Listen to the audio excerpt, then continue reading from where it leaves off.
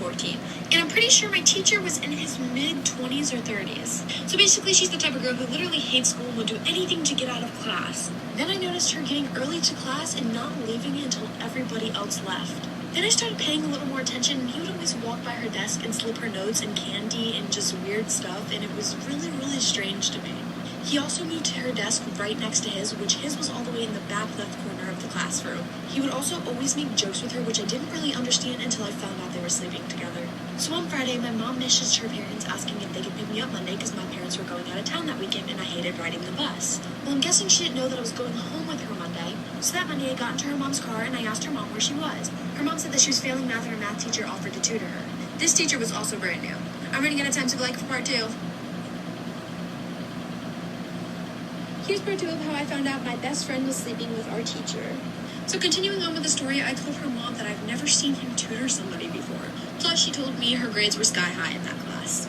I ended up forgetting my pencil pouch, which had my keys to my house in it, so I had to go back anyways. And when I went back, the door was locked. And he had something over it or whatever, but I could see under it because he didn't cover it all the way. And she was on his desk and he was kissing her or doing weird stuff. I knew her mom wouldn't believe me if I told her what I saw, so I just told her it was an emergency and she was in trouble. So we booked it back to the classroom, and at first we didn't see them, and then she seen a foot come from beside the desk. Mind you, we're peeking under it, so we couldn't really see much. She starts banging on the classroom door and screaming. I've never seen her this mad. I was honestly terrified that I ran into a separate classroom. The teacher to this day, I'm pretty sure he's still in jail, and she is still homeschooled and grounded with no phone. We found out that he was married with 4 kids. Well, was married. Story time of how my crazy ex-stepmom tried to kidnap me. So my mom and dad are divorced, obviously. Okay, so here's some information that you need to keep in mind. My dad and my so-called stepmom are usually off and on a lot. This is also semi-important. I go to my mom's Mondays through Fridays, and on Fridays my dad picks me up from school and I go to his house till Sunday. Well, one day on a Friday, my stepmom comes to the school to pick me up. She does every once in a while, so I didn't really question it. On the way home, she was acting really nice to me, but strange at the same time. She said that she was going to take me to some ice cream shop, and she needed my phone for a GPS because apparently hers died. About 40 minutes later, I asked her, I was like, how far is this ice cream shop? And for about 2 hours, she kept saying, we're almost there, we're almost there. We then arrived at some hotel, and then she said my dad was going to meet us there. Everything just started to seem really off to me, so I asked her for my phone back. She then replies with no. Then I ask her why, and get ready for this. She says, because I'm your new mom, so I'm your boss. I'm running out of time, for the crazy part 2. Part 2 of how I almost got kidnapped by my crazy ex-stepmom. Continuing on with the story, after she told me that she was my new mom, I looked at her and I was like, excuse me? Mind you, this conversation is taking place outside of the hotel. She said, daughter, no more questions. If you cooperate, you'll just make your life so much easier. So we check into the hotel, and I'm literally just sitting on the bed staring at the wall. She tells me I have to earn her trust to be able to have my phone back. My mom and dad both have me on Life 360, so I was really just hoping that they'd figure out where we are and come get me. So this crazy lady ends up taking me to McDonald's. I was starving, so I got some chicken nuggets, and we went back to the hotel and ate it there. She was trying to act like everything was all cool, like she normally does, but I was honestly freaking out. Then she comes to tell me that me and her will be moving to Mississippi by ourselves, and I will become one of her own. Guys, at this point, I'm literally panicking, and I have no idea what to do. I was only 12 at the time, so I wasn't really that intelligent. Then we hear 5 multiple bangs on the hotel door. I'm running out of time, for part 3. Part 3 of how I almost got kidnapped by my crazy ex-stepmom. Continuing on with the story, after we hear 5 loud bangs on the door, we open it. Well, she opens it. She made me hide in the bathroom corner. And it was the police. I mean, I knew they would come because my crazy ex-stepmom is honestly really stupid. But just wait till I end up finding out what she was actually going to do with me. They end up searching the hotel and finding me. So there were 3 policemen in the room. She was handcuffed already, and they had her on the bed talking to her, I guess. A couple seconds later, we hear a knock on the door, and I was thinking it was my mom or dad. No, it was 2 big men that she was trying to sell me to.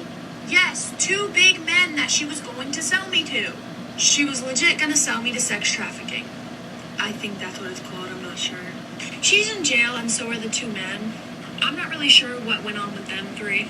My mom did end up coming to get me, and my dad also drove up there just to apologize to me. My mom didn't let me see him for a while. But my mom and me ended up moving far just to be safe.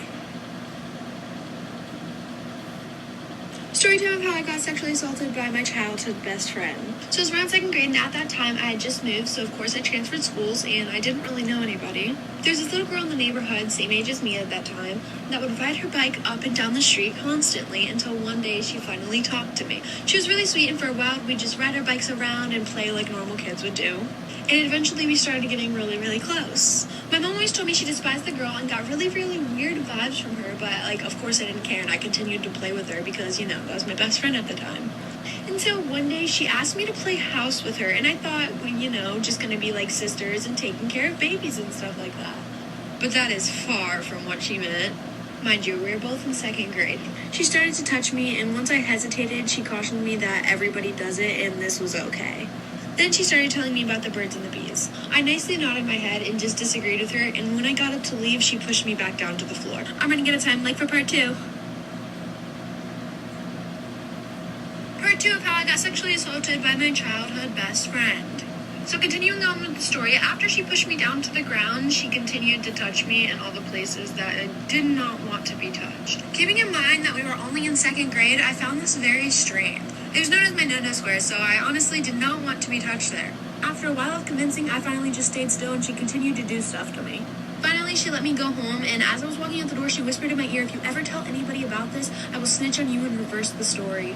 Honestly, I was just traumatized about what just happened, so I kept it to myself, and I honestly did not want to tell anybody because I didn't think anybody would believe me anyways. She continued to do this for about a couple months, and heaven only knows if I was the only person that she did this to. Because she did hang out with a couple other girls, and they honestly seemed a little scared of her. Anyways, to this day, she still sends me pictures of us from when we were children, acting like nothing ever happened. I don't know if there was something going on with her that I did not know, but to this day, it honestly still traumatizes me that a second grader could do something like that. Story time of how I found out that I was dating my own brother. Yes, biological brother, same mom, same dad. So a little background information, my mom passed away when I was 2, my dad is currently in jail, and I live with my grandma. So at the time, I was 14, about to be 15, he was 17, about to be 18. So how this all started is one day I was at a baseball game with my friends, and he happened to be there. I was fangirling over this boy. I saw him, and I was like, I'm going to marry him one day. I was feeling a little bold, so I went over and got his snap, and then I figured out that he had the same last name as me, and I was like, dude, that is dope. My exact words were, now I don't have to change my last name when we get married. So we hung out the rest of the baseball game, and I was starting to fall in love with this kid. His smile, his laugh, I talked about him to my friends the rest of the night, and me and him started snapping for a while. So we started to hang out a lot. We may have hooked up a couple times, but I had to keep this all a secret from my grandma because she forbade I dated somebody. So fast forward a couple weeks, we start dating. Months and months and months go by. Our 9 months come, and I finally tell my grandma. And this is where it gets bad. I'm running out of time, for part 2. Part 2 of how I found out that I was dating my own brother. Continuing on with the story, me and his 9 months were coming up. Also, he was adopted, and his foster family absolutely adored me, so they were okay with me keeping it a secret from my grandma. They were the ones to help me tell her. So not only were our 9 months coming up, but his birthday was the next day. And he told me the only thing that he wanted for his birthday was for my part of the family to know that we were together. So one day I sat down at the table and I was like, hey, I think it's about time that I tell you. And then I told her everything, and she asked for a picture. I showed her a picture, and she was like, aw, he's cute. How old is he? At first, she was okay with everything, and the age difference she was kind of iffy about, but then she accepted it. Then she asked his name.